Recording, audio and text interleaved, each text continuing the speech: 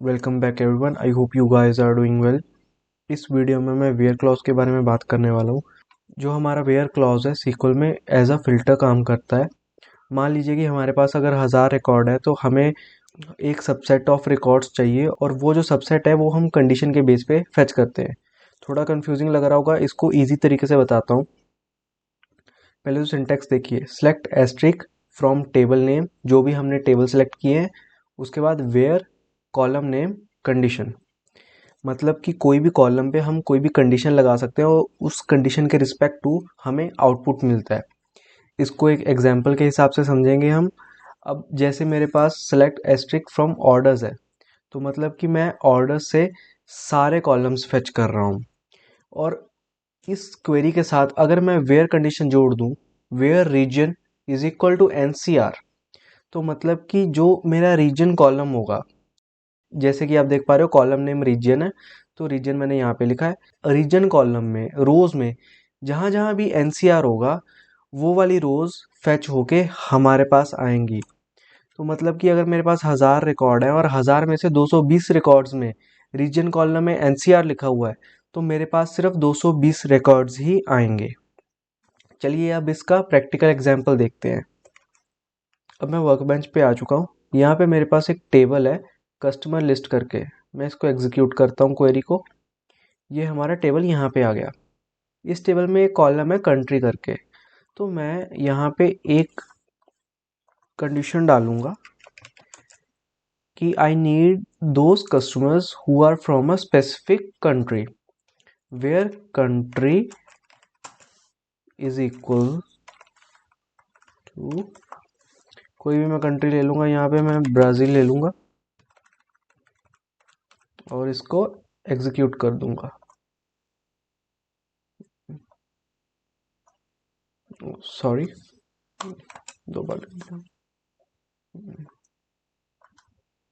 हाँ, अब क्या हुआ, मेरे पास वही कस्टमर्स आ रहे हैं, या यूं कह लो कि वही रोज आ रही है मेरे पास, जिन रोज में country is equal to Brazil है। यहाँ पे अब नीचे देखूं तो टोटल 28 रोज रिटर्न हुई है मेरे पास इस क्वेरी से, जिनमें country is equal to Brazil है, तो मतलब ब्राज़ील के 28 कस्टमर्स हैं। अब अगर मेरे को ऑपोजिट करना हो कि मुझे ब्राज़ील को छोड़ के बाकी सारी कंट्रीज चाहिए, तो मैं नॉट इक्वल्स टू लगा दूंगा।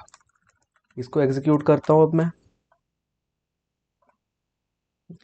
अब मेरे पास सारे कस्टमर्स आ गए ब्राज़ील को छोड़ के बाकी सारी कंट्रीज के।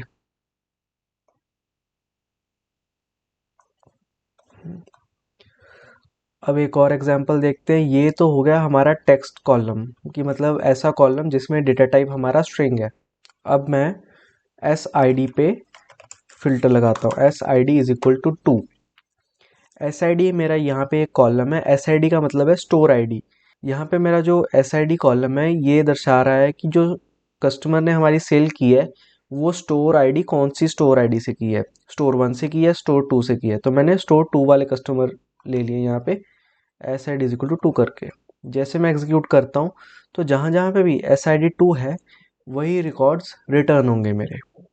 लेकिन ये वाली क्वेरी और ये क्वेरी में एक डिफरेंस है कि यहाँ पे जब भी मैं स्ट्रिंग डाल रहा हूँ, जब भी मैं डेटा टाइप स्ट्रिंग वाला कॉलम ले रहा हूँ, तो मैं इसे हमेशा कोट्स में लिखूंगा।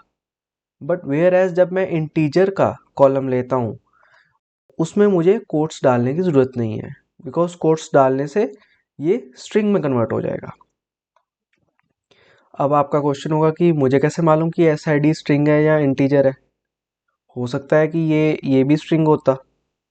तो अगर आप यहाँ पे जाओ, इसमें अगर मैं क्लिक करूँ कस्टमर्स लिस्ट में, तो यहाँ पे ना व्यू का नाम या टेबल का नाम आ जाता है, और यहाँ पे ये कॉलम्स की लिस्ट होती है जिसमें आगे इनकी डेटा टाइप लिखी होती है। ID की जैसे स्मॉल इंट है, और SID की भी टाइनी इंट है। इंट मतलब इंटीजर, और वैरचर मतलब कि स्ट्रिंग वैल्यूज है। ये डेटा टाइप्स हम फर्दर डिटेल में डिस्कस करेंगे इसी प्लेलिस्ट में। समराइज करने के लिए मैं दोबारा बता दूं, जब भी हमको डेटा फिल्टर आउट करना होता है किसी पर्टिकुलर कंडीशन पे, तो हम वेयर क्लॉज का यूज करते हैं। That's it. Thank you.